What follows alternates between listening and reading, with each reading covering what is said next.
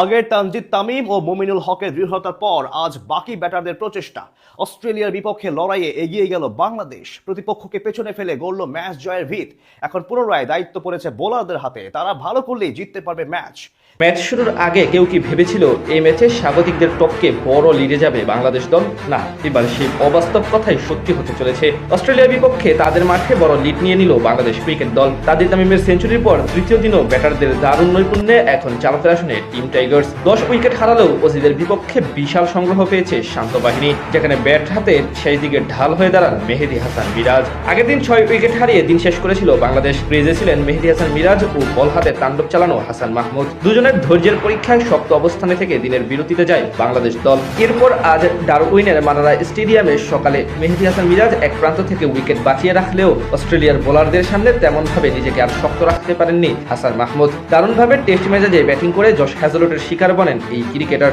Aussie পেসারের বলে defence করতে গিয়ে এলবিডব্লিউর শিকার হন 92 বলে 14 রান করা হাসান মাহমুদ। এদিকে ক্রিজে এসে খানিকটা চালিয়ে খেলার চেষ্টা করেছিলেন তাইজুল ইসলাম। জশ হ্যাজেলউডকে স্কোয়ার লেগ অঞ্চল দিয়ে দারুণ এক শটে ছক্কাও মারেন তিনি, তবে ইনিংস বড় করতে পারেননি।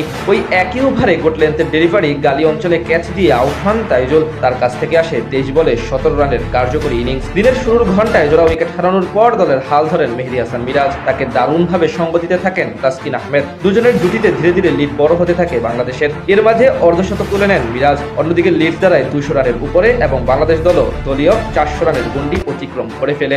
এর মাঝে তাসকিন আহমেদ এবং মেহেদী হাসান মিরাজ দুজনেই একবার করে ক্যাচ মিসের বরাতে জীবন পান। 219 রানের লিড নিয়ে আজ প্রথম সেশন শেষ করে বাংলাদেশ দল। সেখান থেকে 65 রান করে বিদায় নেন মেহেদী হাসান মিরাজ। এরপর শেষ দিকে ট্যালেন্টার হিসেবে তাসকিন আহমেদ এবং এবাদত হোসেন মিলে লড়াই চালিয়ে যেতে থাকেন।